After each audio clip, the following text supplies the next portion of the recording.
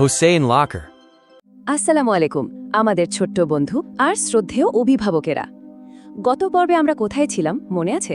আমরা ইমাম বুখারী রাহিমাহুল্লাহকে মদিনার পবিত্র ভূমিতে রেখে এসেছিলাম। তো আজ আমরা দুটো একদম ভিন্ন সময়ের গল্প শুনব। একটা গল্প আমাদের এখনকার সময়ের, যেখানে একটা ছোট্ট মজা করতে গিয়ে এক বন্ধু একটা বড় শিক্ষা পায়। আর অন্য গল্পটা হলো অনেক অনেক বছর আগের এক রাতের, যখন জ্ঞানের আলো জ্বালানোর জন্য ভরসা ছিল শুধু আকাশের চাঁদের আলো।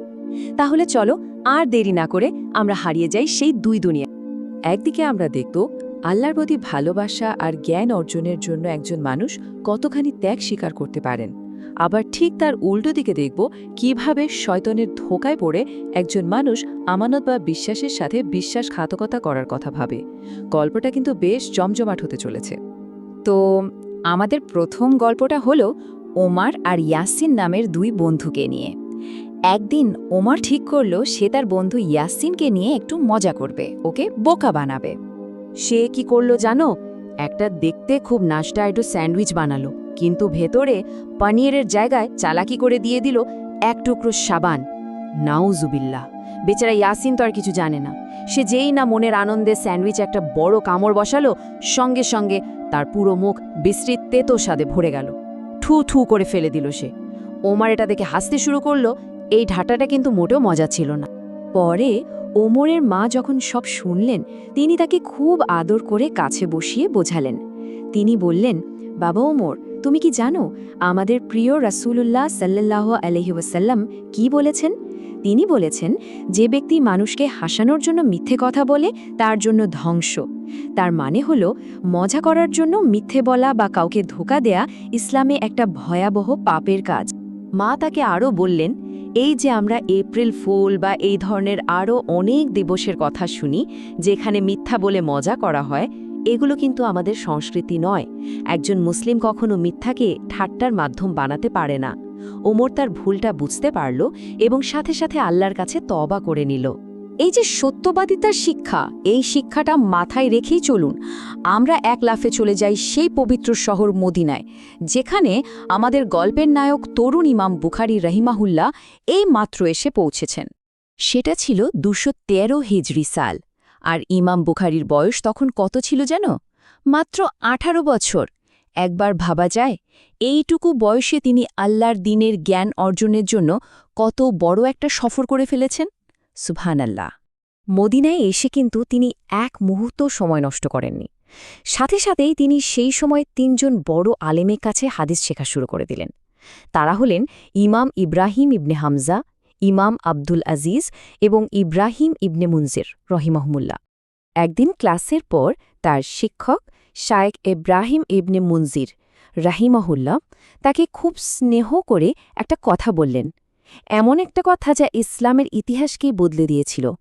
তিনি বললেন, হে মোহাম্মদ, তুমি কি আমাদের প্রিয় নবীজি সাল্লাল্লাহু আলাইহি ওয়াসাল্লামের শুধু সহি হাদিসগুলো, মানে একদম খাঁটি হাদিসগুলো এক জায়গায় করে একটা বই লিখবেন?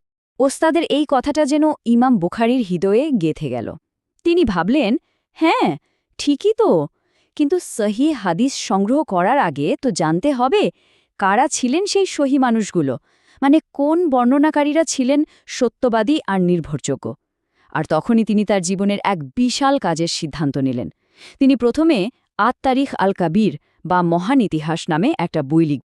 কিন্তু বন্ধুরা, এই বিশাল কাজটা শুরু করা তো আর মুখের কথা ছিল না। ইমাম বুখারী রহিমাহুল্লাহর কাছে তখন খুব বেশি টাকা পয়সা ছিল না। বলা যায় তার আর্থিক অবস্থা ছিল খুবই কঠিন। একদিন রাতের বেলা তার বন্ধু খালিদ তাকে খুঁজতে খুঁজতে মসজিদের নববীর চত্বরে এলেন। এসে তো তিনি অবাক। তিনি দেখলেন ইমাম বুখারী নবীজি সাল্লাল্লাহু আলাইহি ওয়াসাল্লামের রওজার পাশে বসে টিমটিমে চাঁদের আলোয় কষ্ট করে কিছু একটা লিখছেন।